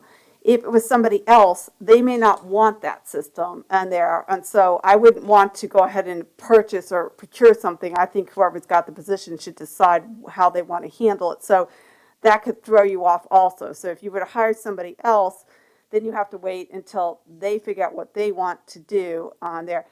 The one thing we have talked about is, because we've had this relationship for 40 years, and I've been in the city attorney's office for about 25, there's a possibility of creating a shadow, a copy of what's the online system, allow us to use that system. There would be a written agreement, because I've served both city and schools, that I might be allowed to use that without having to separate out the city stuff, or we'd have more time. Absolutely, if you went to another council who has no relationship with the city, you would absolutely have to completely separate that out. It would have to be brought over. We could buy some time on there. And again, I've talked with some other school attorneys who don't necessarily have an online data system. I have talked to people that are using just a straight cloud system on doing that. So there are different ways to do it, but I'm not, until you decide who your legal counsel is going to be, that should probably be the person who makes the decision as to what you're going to do, which could hold you back a little until you decide where you want to do it. And when that person's chosen, that person could then start working with you. And I could go forward and start purchasing it, but you've got the possibility somebody comes in and doesn't know how to use the system, And that's the problem. So those are just the type of logistic things that I think cause you to need more time than 90 days. And I think it's important that you figure out what you need. And again, normally you're on a physical year, so realistically, they give you 90 days from now, you're pushing around Christmas, you need some more time. How much time do you need? Possibly, next physical year might buy you enough time. I don't know where the city council's going with it, but there are just so many decisions to make. And if it had to be terminated because there was an absolute problem, you would figure out a way to do it. If you can graduate into it, I think that would serve everybody better so that you can make appropriate decisions for you and how you spend your money and what you want to purchase. And I just think the more time you can give yourself, I think the better off you'll be. And this one might be for the chair and vice chair. Do we need to be looking at, I guess, creating whatever you call our temporary committees to start planning for what this would look like? Or are we looking at governance committee taking this up with the rest of the stuff they have? I just think that we should probably talk about how we're going to start planning for that, because it sounds like we're going to need new contracts and everything either way. And that is our ultimate goal at the end of this discussion, and those are some of the possibilities, one of our existing committees or an ad hoc committee. Thank you. Who has not, we have not, Ms. Franklin, you're on the queue. Thank you. Ms. Linetti, I just wanted to ask you, because I'm pretty concerned after listening to your presentation that there might be a situation where we might be without legal representation. Am I mishearing that, or is there a possibility? Can we ensure that there is a path forward that continues our representation in some respect? And can you help guide that, or how does that work from here? I think that would definitely be the conversation you want to have with the city council, is that you buy yourself enough time that you have an orderly transition in there. Again, if somebody terminates and just terminates it, you're stuck on there. Now, it doesn't affect your outside counsel through your insurance company. They remain on, your workers' compensation remains on. It would just be the type of in-house services you would get. We could talk about some possibilities, working with some of the groups, the organizations that already represent you in outside counsel, but they don't all have the internal experience on that. Realistically, what would happen if it terminated and you did not have something in place, and you need legal services, you would have to contract probably with an outside agency until you could hire somebody. And so there's expenses to that. And those would be things if there's a group of you, a committee or something, that we would give you that information, how to do that. You could talk to people about it. That's why I am concerned that if you don't speak up for what the school board needs in the time period, even if you decided you were hiring outside counsel, what I would envision was you would hire your, whatever you call them, board counsel, and then they would hire the people that would assist them with that. So it would depend on the level of knowledge that individual has. So let's say it takes you a month or two to hire somebody, you bring that person in, and then they would have to turn around and hire somebody. So you're talking a couple months, and then you're assuming that they have the background to do this. So even if you had people in place, they may not be up to speed. So what do you do to cover in the meantime what's going to happen? Those are things you would this is why I think you either need a committee or either established committee or dedicated committee or several dedicated school board members to look at these options and bring it back to you so you can plan for that. I mean, worst comes to worst, you don't have anybody in the house. You contract with somebody, and you know the groups. You've been to Virginia School Board Association. There are law firms that work primarily with school boards. You could go to them and say, could you give us some help?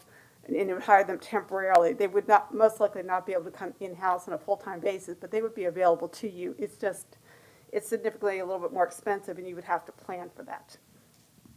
Well, I feel like we've just been very spoiled having access to you all the time. So I do want to ensure that we can, have a path that we can have continuity no matter what city council decides, I think. So thank you. So to provide context, can you just, we think we know I think I know the answer, but not completely. We presently now, you do reach out to outside counsel on certain matters. So can Can you just offer that context for us on, is it always one of the city attorneys, or have you gone to outside counsel? We only use outside counsel right now through the, whatever your liability programs are, because at a certain point, the insurance company takes over defense. So a bus accident goes to the insurance company. Once the litigation starts, they assign the counsel. Most often that's been Pender and Cower the last couple of years. Ann Sullivan, and now it's Deb Collins, is her own firm, so she handles a lot of the other civil rights matters. She often handles our employment matters because once those go into court, it falls under the coverage for the insurance company, so they designate, usually it's been Deb Collins or Ann Sullivan the last couple of years. A number of years ago, when we had a lot of immigration, we talked about it was not cost efficient to have one of the city attorneys spend their time coming up to speed.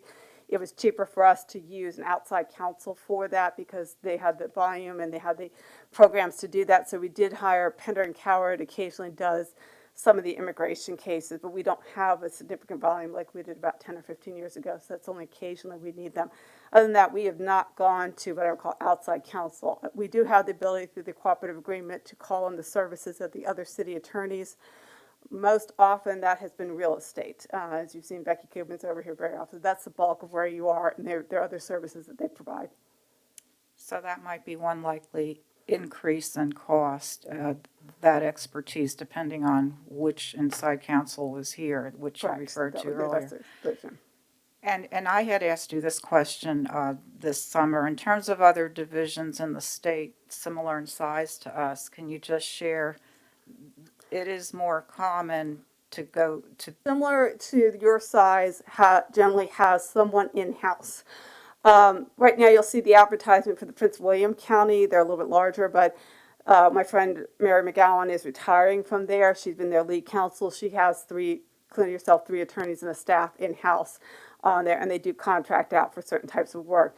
Chesterfield has 3 attorneys inside on there. Norfolk has a slightly similar relationship. Norfolk City Attorney's Office actually does represent the school board to some extent. I don't believe they have a cooperative agreement like we do. They don't provide the same level of services that we have. In-house counsel, Hampton would be an example. Suffolk have one attorney inside who's kind of works with the board and stuff, but for most time we'll go out to someone like a Sands Anderson for all their special education, their contracting issues. So the attorney's in-house dealing with the daily things, and then they contract. And they're smaller school divisions, but you can spend a couple $100,000 on outside counsel. You've seen some of our special education cases for this. It would be not unusual in special education just for the hearing officers to be roughly about $15,000 to $20,000. So looking at outside counsel on a typical case like that, we're probably spending 50 to 100 hours on whatever your outside counsel costs are, including travel for them. So that gives you an idea where your money would be spent. You have a very significant litigation area in special education, 504 type of cases. Not as much employment as we used to have, but employment's another area where we could spend a lot of time on a particular case. and for the record, again, just generalities, but the hourly rate of outside counsel versus inside? It depends on the specialty area. I know for us, we do, and I've always kept timesheets. We have very detailed timesheets, so we calculate our timesheets. We know this year that you're paying roughly about $110 an hour for the attorneys here. I can tell you my daughter is a baby attorney. She's been practicing about 3 years with a private law firm. She's charged out at $250 an hour for a young attorney. Depending on the type of specialty you have, my guess in this area, it could be between $250 and $400. Special education is going to be a very complicated area. Finance and real estate are complicated. General issues like contracting, other things are probably more around the $250 to $300.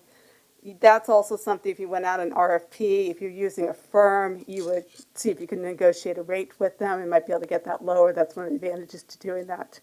So I would say it really depends on what work you would have in-house. Obviously in-house, where you use my time, on a typical year, I'm putting in about 2,400 hours over here. So multiply that by your hourly rate. That would give you an idea of what you're using for at least your deputy. Anybody else with questions at the moment? So, please. Do you think this is something that the governance committee should take up at our next meeting? Well, my reaction is, you know how governance is operated, or where we often form really a subcommittee within the, because it sounds to me like especially a committee like governance meets only monthly, and we might need a smaller group of people who would meet more often, and that could be a subcommittee of governance, as we did for a number of those other projects. Or, You need to move quickly, because getting Yes. together an ad hoc committee takes some time, so you might want to pick a committee that's already established. whether and it's just the choose, PSC and or- just pick some folks from that committee, but anybody else care to weigh in? Mrs. Riggs? Yeah, the sooner the better. I think that I'm in agreement. Let's get this thing rolling because hopefully they'll work with us to do it within the next budget season, and they give us that amount of time. But we're talking a lot, as we all know, of help that we need with this. So I think we have been very fortunate having in-house attorneys, and we need to work on this and get this done quickly. You may remember, Mrs. Linetti, that we had an ad hoc committee for the superintendent's benefits, salary and benefits. We did a comparison across the state, and that took us quite a bit of time. And so, And I will say, we have done some of the research for you. I can hand that over so it's quicker, so you don't have to start from scratch, because we pulled together what we know the current costs are and what we anticipate the costs are. And I have spoken to my friends who are school counsel. So, yeah, but I remind you, when you go to 3 or more members, we're automatically in the free information. So that builds in time that you have to follow some of those processes too. So you have to plan for that also. I mean, what do you all feel about the number on the committee, two or three? I think That just 3. seems our standard Yeah, number usually. I'd say you need 3. Yeah. Well, I mean, the ad hoc committee would require approval at a future meeting, Correct. whereas with governance, I could choose a group of 3 out of that committee to get jump-started right away. I mean, that's one distinction. Or a combination, for that matter.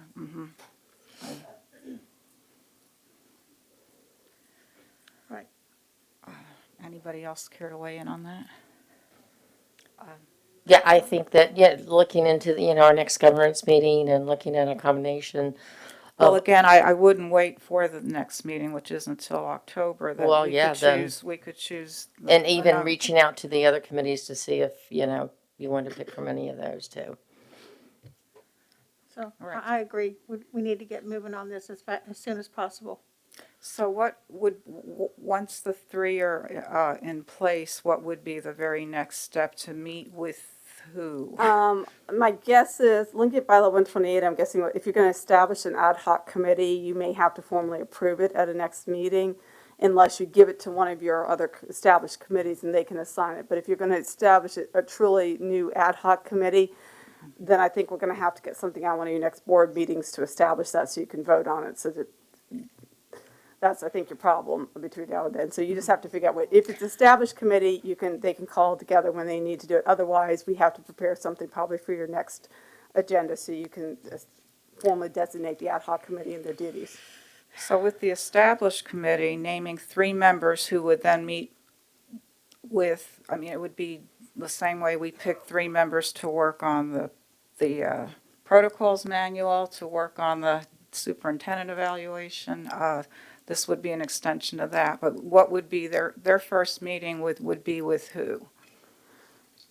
I'm assuming if you establish that group, you're going to probably sit me down. I don't know if the superintendent, you might have to bring in somebody from risk management, or because you could start with me because we've pulled together a lot of the information, but then you're going to need somebody from the superintendents and finance or risk management also in there. And then obviously human resources, because if you're going to create internal positions, they have to help you through that process. If you're going to procure out, then you need the procurement people to talk to you about what an RFP would look like. So can we have, just to get some sense, a show of hands of who's in support of the governance committee taking the helm here and choosing 3 members from that committee? I think that's what we should do. That's the fastest route. Okay. So, I mean, by the end of this week, I can offer names and contact you, and you can give dates to these 3 folks about a first meeting?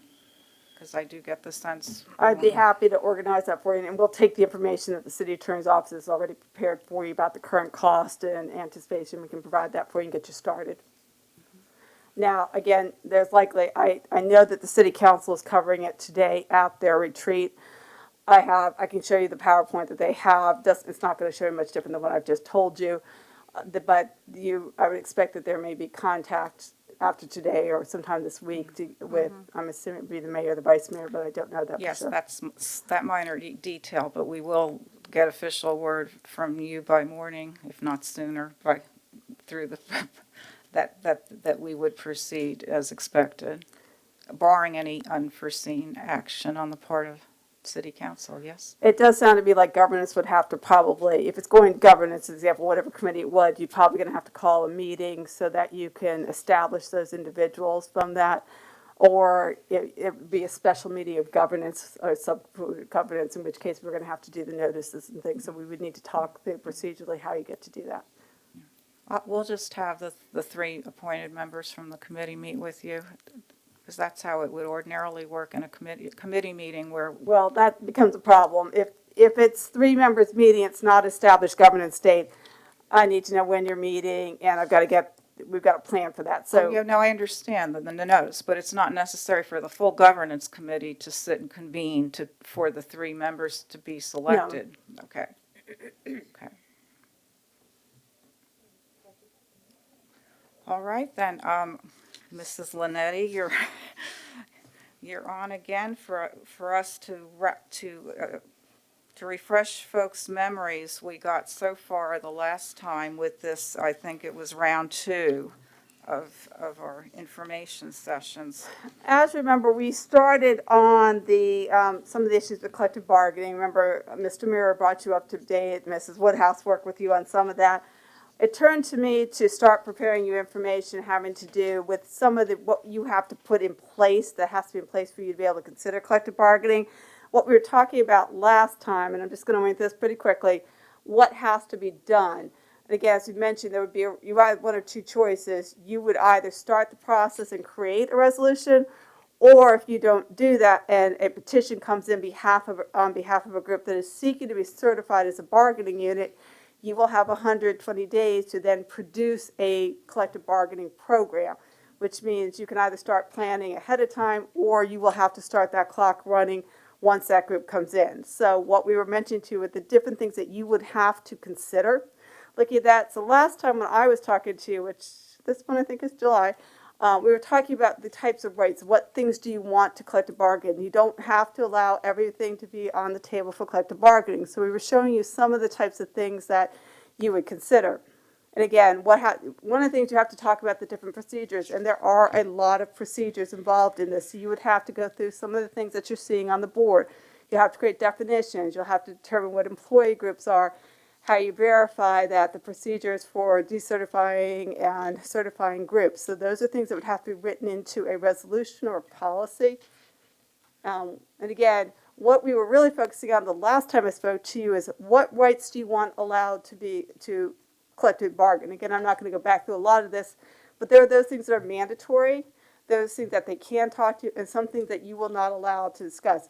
You do have the right to make that determination, so I would show you what I've seen with other organizations that do this, but you're going to have to choose what do you want to collectively bargain. You are not required to collectively bargain everything that a unit asks you to. You can decide what you want to or not. So those are pretty big decisions you would have to make. Again, some of those things that reserved, if you ever look at our grievance policy, there's some things that are always reserved to management to make determinations on and not necessarily negotiated. You would have to decide for yourself what you'd be willing to work with a bargaining unit for. Again, what we talked before, some of the types of things that management does. This isn't that hard to put together. I would show you examples of what other organizations did. You would just have to go through and pick that and make sure you were comfortable with that. Again, some of these things talk about the difference between rights reserved to management. Those kind of things are not automatically required. We talked about these things. These are things that you decide you may. They can come to you like saying, we would like to have this holiday off. And that may not be something that you automatically consider, but you'd be willing to consider. So you can put those type of definitions in as to what you're willing to consider. We call that permissive normally. And other things you have to look at, the bargaining unit groups and other processes that have to be involved in it. All those have to be built into a resolution or a policy. It's a pretty complicated document that we would have to go through. So what I wanted to start with today is what I think is probably one of the most important aspects of collective bargaining. I call it adoption of definitions, but it really talks about your bargaining unit. And as you take a look at what we talk about a bargaining unit, I think if you have the slides that we handed out before, and I don't know why the numbers are showing up differently on there than they're showing on mine, because I don't have 52 pages. Mine is page 11 on there. Ours is Okay, 11. good. That's one because that's a lot more slides than I was planning to cover. All right, so bargaining unit. Again, a bargaining unit is an appropriate group of employees organized and designated for collective bargaining as determined by the school board. You get to decide what that group is. You get to decide the positions that are in that group, and you get to identify how large that bargaining group is. That sounds simple. It really isn't. This is where I think it would take you a lot of time to work on. These are considerations you would have to make. You would be looking to get a group cohesive, that they have similar interests. So it's the type of things you would be looking at. What are the desires of the employees, the community, the commonality of interests? Do they have similar wages, hours, working conditions, and locations? Are bus drivers similarly situated to in-house secretaries? Are cafeteria workers similar to teachers? Those are the kind of things you might want to look at. We don't want to unnecessarily, what they call fragment the bargaining unit. So have we split these groups out too much? Should there be bigger groups? So you would look at those kind of things. Again, you want the efficiency of the school board, the school's administrative offices. Do you want 157 different groups of teachers coming in? That might be too much for you. So that's 157 different processes you have to go through. You want to look at how big your groups are, what you're willing to deal with. And again, you want to look at your administrative structure, the burden to the size and scope. It can get very complicated depending on the type of program. So you really want to think about not just the groups that are coming in, but do you have the internal staff to do this? I think Mr. Mira mentioned to you, we've talked to some of the school divisions, and sometimes it's millions and millions of dollars depending on how complicated the system is, how many groups they have. So you need to plan for something like that. I know people say that's not true, but when you look at some of the things that have to happen, you're going to see why you have to have this additional staff. So again, who cannot be in a bargaining group? So again, think if you're going to go collective bargaining, who is left over after you look at who cannot be in the group. So that's a good thing to start with. So school board members, you cannot be in there. What we call confidential employees, the school board employees working in human resources, because obviously they're working on individual students, individual employees. Employees who deal with the collective bargaining information, the school board, what we call close contacts with them. Most of your senior staff is going to fall into this. The superintendent staff is going to fall into this. My office would fall into this. So a lot of people in this building would not be eligible to be in that. Again, anybody working closely with them. So you would have perhaps support staff working in there, other outside counsel that works with you, other people that are consultants working with you. Most management level employees would not be allowed to be in a collective bargaining unit. Management is defined as those who formulate and direct implementation of policy. They assist in preparation or administer collective bargaining agreements, and they have a major role in personnel administration. That's going to take out most of your principals and assistant principals, a lot of your directors level, most of your chief officers and their staff out there. Again, you have to make a decision as what you're defining as your management level employees. Again, the example they give is VSBA's division superintendent, all assistant superintendents, principals, assistant principals, department chairs, and all supervisory employees. This is actually not an unusual explanation. If you look at our grievance processes, that's how they define out grievance rights. Those individuals have a different set of grievance rights than other employees, so this is not unusual, but we have to define all that out. And anybody student teaching or an internship, all those individuals are not eligible for collective bargaining unit. You probably want to disqualify temporary employees, part-time substitute, probationary employees, so you would take those out of the mix. For you, that's a couple thousand people probably.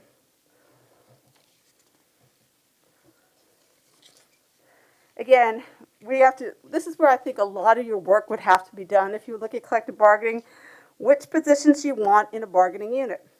Who will decide this?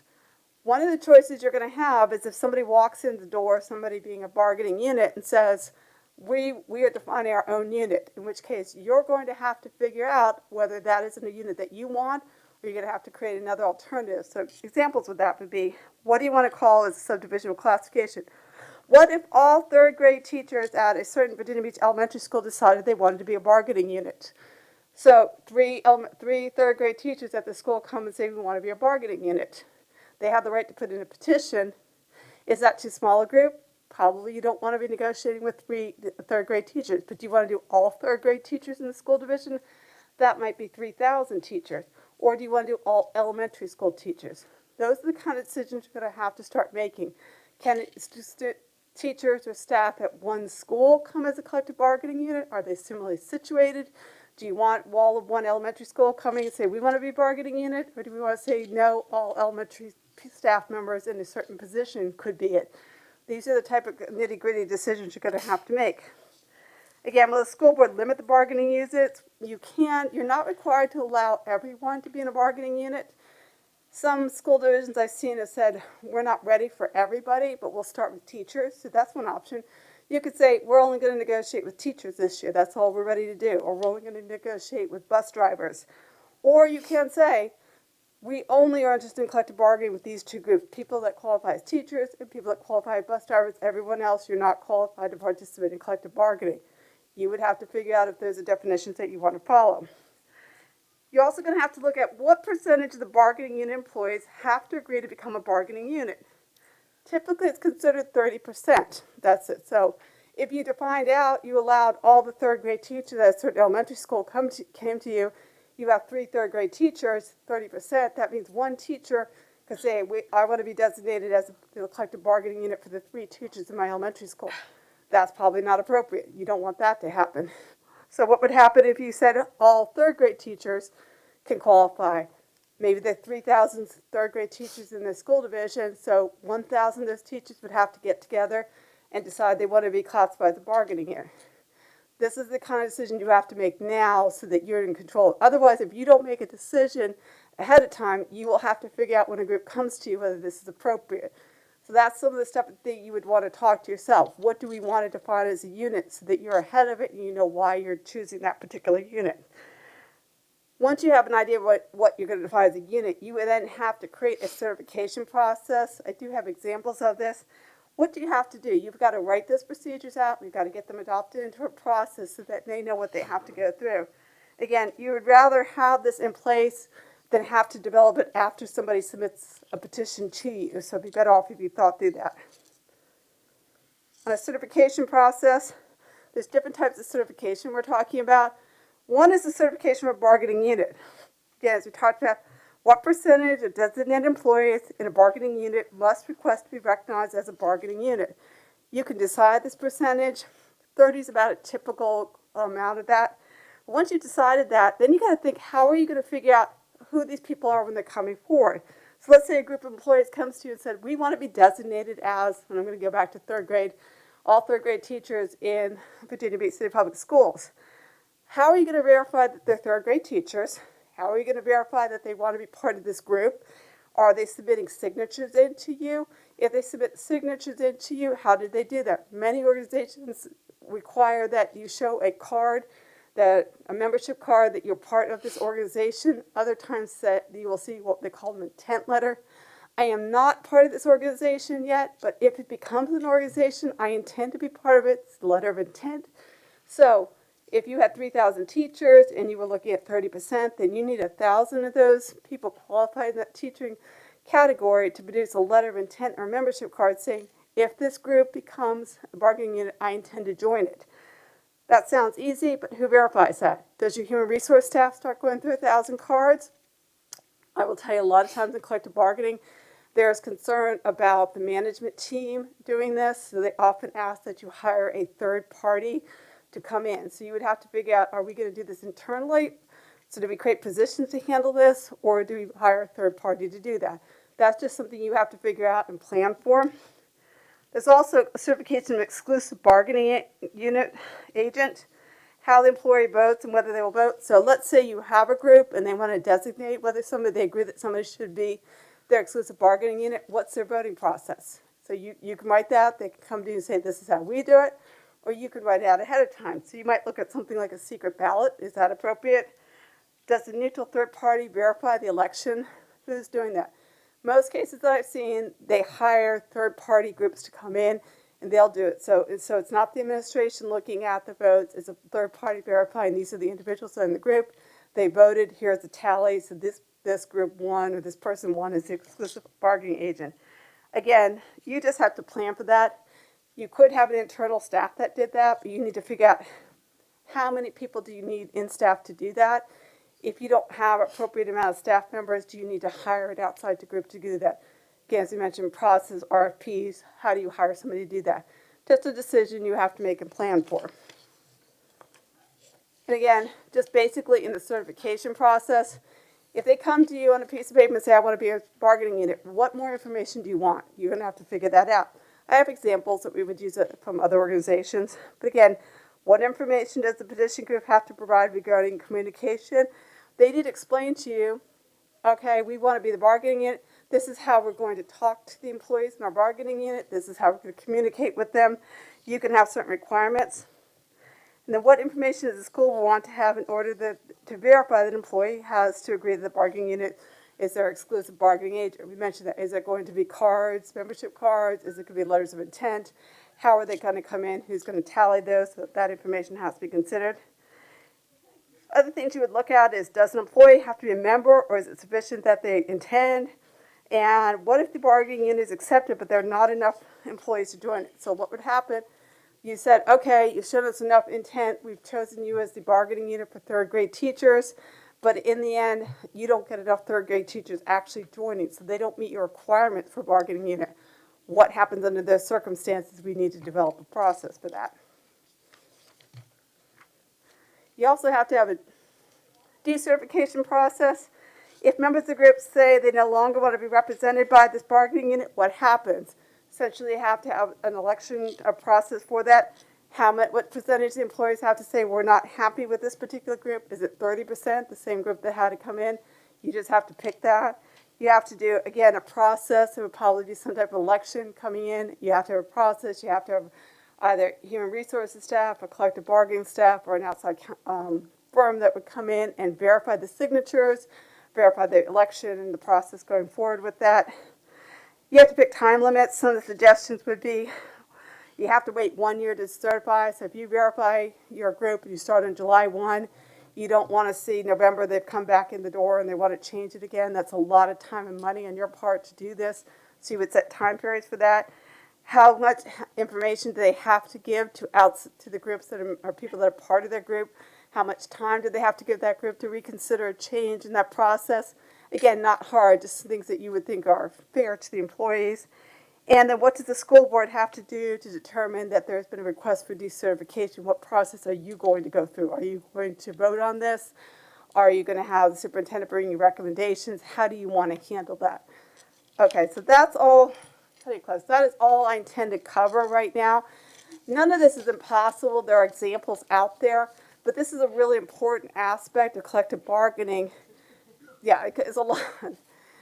We've got examples, but to me, that's one of the most important things you have to do. You have to decide what your groups are.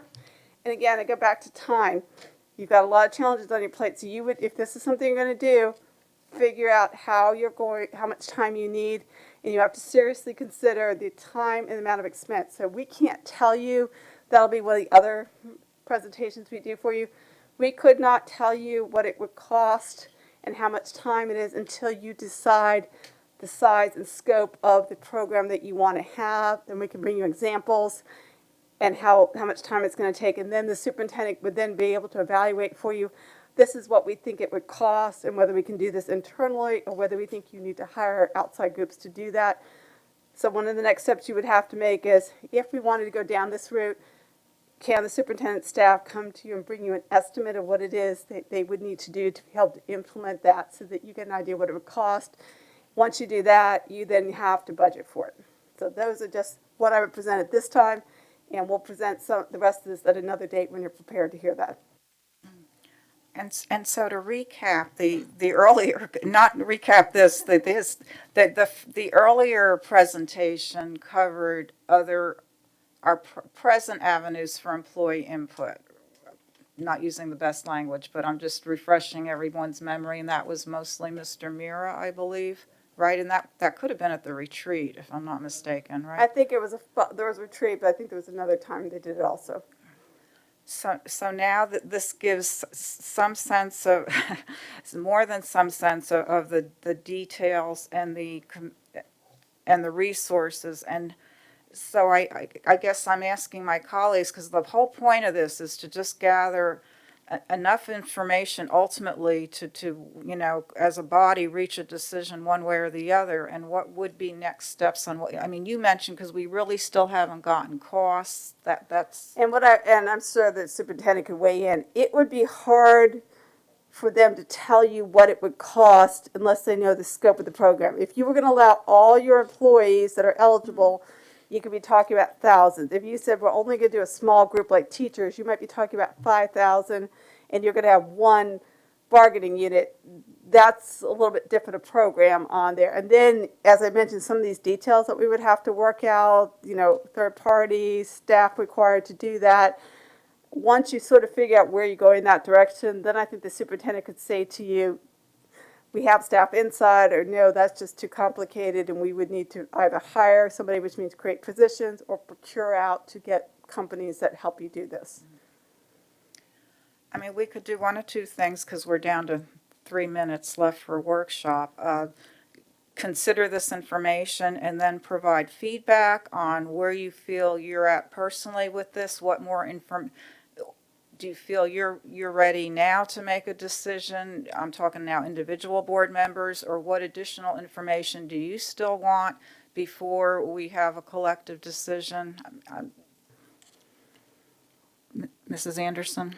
I don't think we're ready for a collective decision, but that's just my opinion. But I at mean, we this need to time. have a plan right on what the next step I of know. information would Well, be, and so I is think it we need just, another small committee to do some investigating and work with administration, find out how much their guesstimate on how much this might cost, and come up with some scenarios of what we think we're able to do at this time. We do have a history of memorandums of understanding. We did that successfully for several years, and so there's nothing to say that we can't model our collective bargaining like we did our meet and confer, correct? So meet and confer actually ended up with memorandums of understanding. So there's nothing that says we can't model that. And because we do have that history, to me, that would be the route to go. But that's just my opinion on it, so.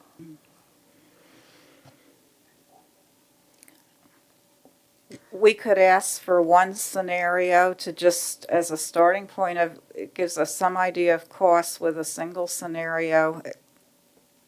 That, if you were to say, and I'm just putting this out there, we want all teachers, anybody who's a certified teacher, classroom teacher, those are the people we want to talk to first. And so let's say 1 year, we want to talk to this, and these are the type of things that we want to talk to them about. I could sort of sketch out, and again, drafting isn't so much the hard part, it's just knowing what you want about, but I think that would put parameters on the amount of time and the amount of people you would have to deal with. I don't know that we could give you anything that's close to a firm decision, because it really depends on the level of detail that you want and the rights you provide to them. But if you said to us, what would it take if we formally wanted to do collective bargaining, which requires that you go through the statutory process that we've been explaining to you, what would it look like? Now, what you're talking about meet and confer, what you're talking about employee input, you do not have to go through this process that we're explaining here. You do the type of things that Mr. Muir was explaining to you. You can formalize that. That doesn't require all the requirements that I've been talking to you about that has to happen for the statutory issues on collective bargaining. You can still do that, and that's another example. If we would like to just do that, what would it cost us? If we think we wanted to do that, could you give us an idea of the amount of staff? And again, I don't think they can answer your question until they know the level of detail, the amount of rights, the amount of things you're working for, and how complicated your certification, decertification processes are. So that's what I wanted to qualify with Mrs. Anderson. Would you like to see just a more detailed meet and confer plan for staff to put I would like together? to see that. And should we start with that? You know, because we're the ones driving this at this point. Is it too much to combine both in the next session, or just have the next session be a more detailed meet and confer Well, when plan? is the next session? That, That can be determined.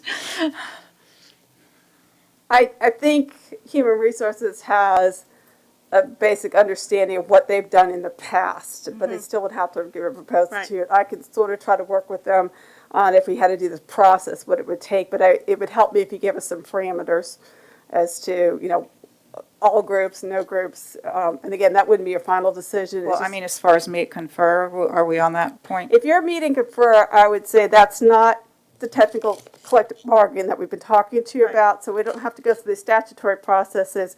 You might want to pull back out some of the things that Mr. Mira has explained to you last time. I believe we do have examples of the memorandums of understanding and say, here's what we've been looking at. We could, if you want to start, do you want to start by coming back with what a meet and confer process would look like?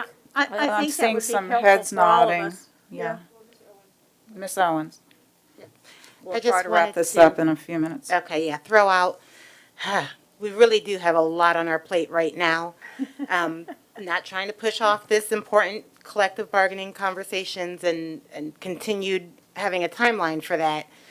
But I just want us to be mindful about putting other things on our plate, workshop-wise and committee-wise, when we just had a full conversation about what it is going to look like and take to reformat our whole legal representation and legal department.